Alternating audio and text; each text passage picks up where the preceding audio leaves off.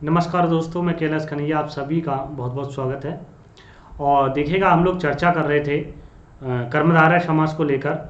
और कर्मधारय समास में क्या होता, किन चीज़ों को देखना है, तो उस चीज़ को समझिए। आप लोग देखिएगा कि उसके दो भेद पढ़ लिए थे, कौन कौन से। एक तो आप लोगों ने पढ़ा था विशेषण विशेष्य वाला, पढ़ा था कि नहीं पढ़ा था। और दूसरा पढ़ा था उपमान और उपमेय। ठीक है, ये दोनों चीज़ आप लोगों ने बहुत अच्छे से कवर कर ली थी। ठीक है, उसके बाद तीसरा भेद आपका पड़ा है रूपक कर्मधारय समास। इसमें ना तो विशेषण होता ना उपमान होता, मतलब सीधा रूप दे दिया जाता है। कोई भी शब्द होगा, जैसे आपको अगर मौखिक की बात करें तो एक बार इसको डेफिनेशन को देख लीजिएगा। उपमान है और उपमेय आप शुरू से ही जानते हो। उपमेय वो होता है जिसकी तुलना की जाए। तो अब यहाँ पर क्या होगा, उपमान वो होगा जिसका रूप दे दिया जाए। किससे? उपमान से। मतलब एक रूप होने से, मतलब यहां पर दो नहीं होंगे, उपमान उपमेय दो होंगे, बट इनका एक रूप एक होगा, मतलब एक ही व्यक्ति होगा, दो नहीं होंगे बस। ठीक है, उपमान उपमेय पद के समास को रूपक अलंकार कहते हैं, सॉरी रूपक कर्मधारय समास कहते हैं। बहुत अच्छा है। देखिएगा, मैं यहां पर एक फिगर बनाता हूं, जैसे इस पर ध्यान दीजिएगा। ये हमने फिगर बनाया, ठीक है। ये एक जो कि है, ठीक है, हाँ, एक ये व्यक्ति है और एक ये व्यक्ति है, ये, ठीक है। इस चीज को रोकिए, ओके, हाँ। हंसना मत, फिलहाल मैं बता रहा हूं। तो एक ये व्यक्ति है और एक व्यक्ति है, ये पत्नी है, ये पति है। इसका जब आप पढ़ते हो, एक समास है दंपति, है ना, एक समास है पितरौ, पढ़ते हो ना। इन दोनों को क्या कर दिया, वहां पर सम्मिलित कर दिया, एक कर दिया। मतलब इनको एक करना, अलग अलग ना कहना, एक करना ही रूपक कर्मधारय समास कहलाता है। अब समझ में आ गया होगा। चलिए, जैसे एग्जाम्पल की दृष्टि से समझ लीजिएगा यहां पर, ठीक है। उदाहरण देते हैं, जैसे आपका शोक एव, अभी तक एव हो रहा था, यहां एव होगा। एव का अर्थ ही होता एक होना, अग्नि, ठीक। अग्नि अग्नि रहेगी, ओके, अग्नि अग्नि रहेगी। एव माने होता ही, और शोक माने शोक। अब ये अर्थ क्या निकल के आया, शोक ही अग्नि है, मतलब जो अग्नि है वही शोक है, जो शोक है वही अग्नि है। तो इसका पूरा जो अर्थ निकल कर आता है वो क्या आता है, वो आता है शोक रूपी अग्नि, ठीक है, शोक रूपी अग्नि, ये निकल कर आता है। अग्नि कैसी लगी हुई है, कहते नहीं मेरे हृदय में आग जल रही है। तो आग किसी को दिखाई देती है? आग नहीं दिखाई देती है। वो किस रूपी, या तो वो किसी की जलन की आग जल रही हो, या कोई शोक ऐसा हो गया कि मेरे भाई को उसने मारा है और उसकी मृत्यु हो गई, मुझे उसका शोक है, लेकिन शोक रूपी अग्नि है। समझ गए? तो यही क्या है, ना तो शोक है ना अग्नि है, लेकिन उसका एक रूप मिल रहा, क्या?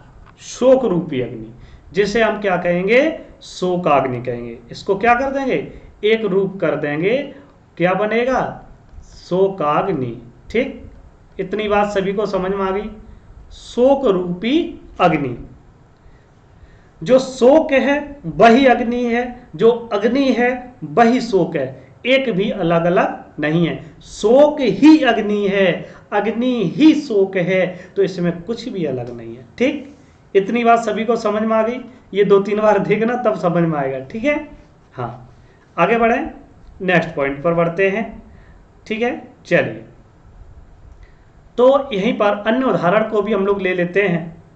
इतना नोट कर लिया सभी ने, ठीक है। चलिए, हाँ, यहां पर चौथा भेद है, तो हम लोग जो है यहीं पर चर्चा करेंगे, ओके। चलिए आगे बढ़ते हैं। और नेक्स्ट स्लाइड ले लेते हैं यहाँ से, 1 मिनट, यहाँ से इसी में, ओके। हाँ, अब देखिएगा क्या हो गया, ठीक। जैसे अन्य उदाहरण भी ले लेते, अब समझना बहुत अच्छे से। जैसे हमने ये उदाहरण लिए विद्याधनम, पूछ लिया विद्याधनम में कौन सा समास है, तो जो विद्या है वही धन है, जो धन है वही विद्या है, सीधी सी कहा गई। अगर आपके पास विद्या है तो धन होगा, ठीक।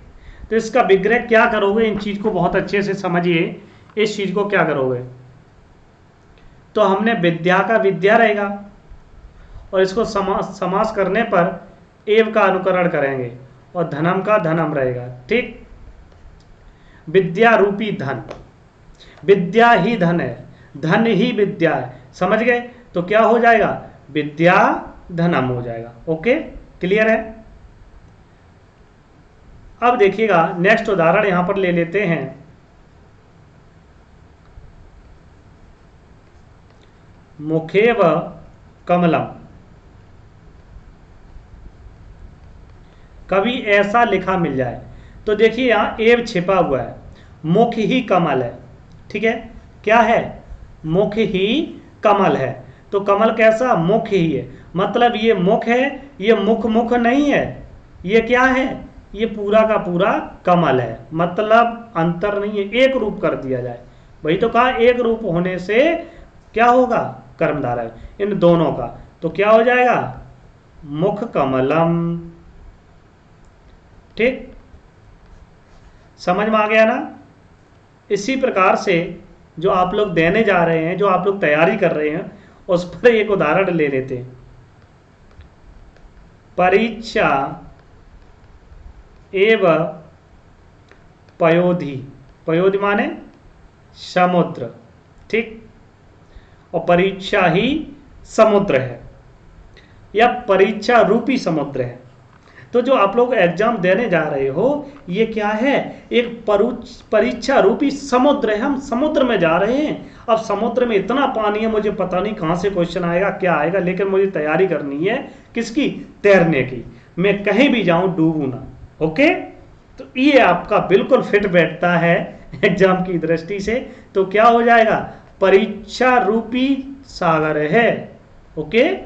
तो क्या हो जाएगा, परीक्षा पयोधि, ओके, परीक्षा पयोधि, ये आपका रूप बन जाएगा, ठीक।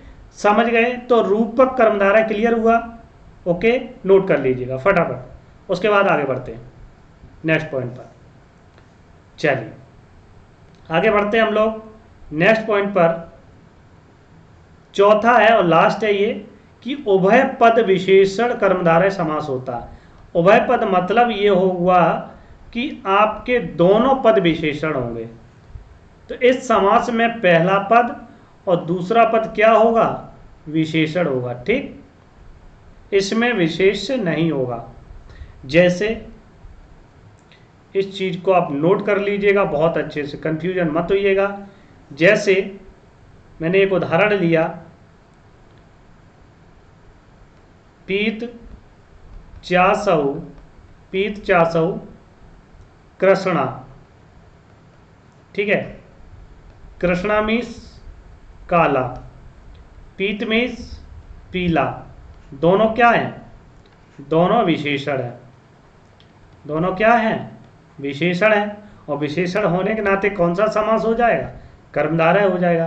कैसे हो जाएगा, तो उसका जो यहाँ पर पीता होगा, ओके, विसर्ग का लोप हो जाएगा, तो पीत कृष्णा, ठीक, ये रूप बन जाएगा। क्लियर, समझ गए ना। इसी प्रकार से श्वेता चासौ कृष्णा, ठीक। कृष्ण मीन्स क्या, काला, श्वेत मीन्स क्या, सफेद, दोनों क्या है, विशेषण है, दोनों विशेषण है ना।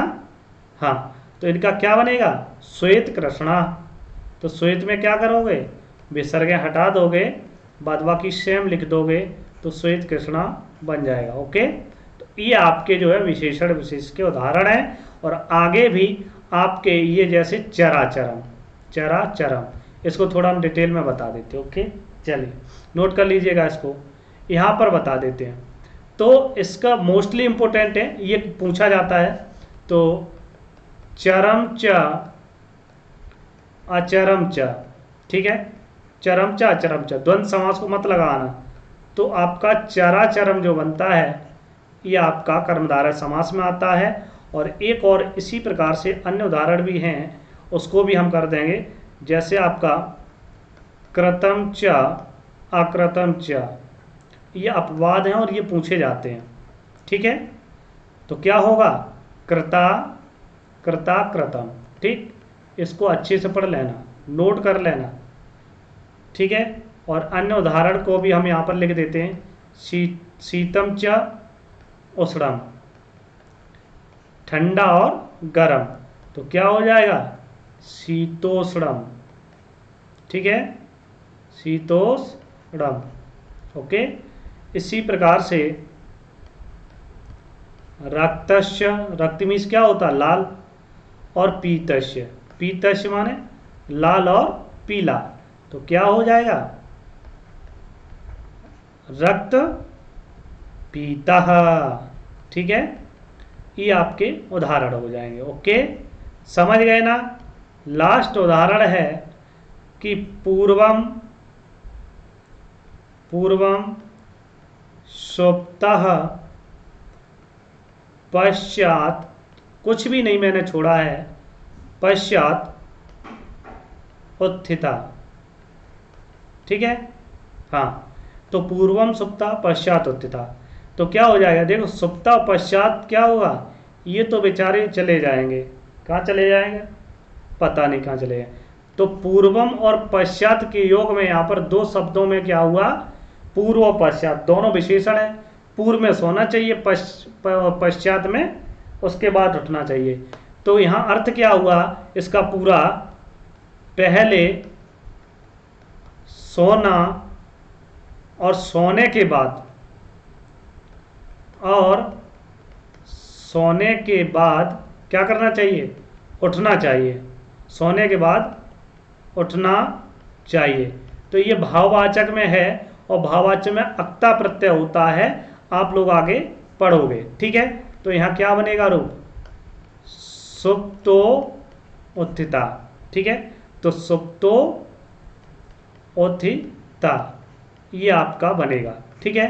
तो आप लोग इसको नोट कर लीजिएगा, और आशा करता हूँ आपका ये आपका कर्मधारय समास फिनिश हुआ, कर्मधारय समास फिनिश, ठीक है, समाप्त हुआ। चलिए, ठीक है, इतनी बात सभी को क्लियर है। तो पीछे जिसको नोट करना कर सकता है। ओके, आगे बढ़ते हैं। उसके बाद आगे क्या यहाँ हो गया क्लियर, ठीक है, हाँ ये है। और फिर मिलते हैं नेक्स्ट वीडियो में, और नेक्स्ट वीडियो में हम लोग द्वंद्व समास को या द्विगु समास को कवर करेंगे। ओके, तब तक के लिए बाय बाय, टेक केयर, हंसते रहिए, मुस्कुराते रहिए। Okay, thank you so much, ठीक।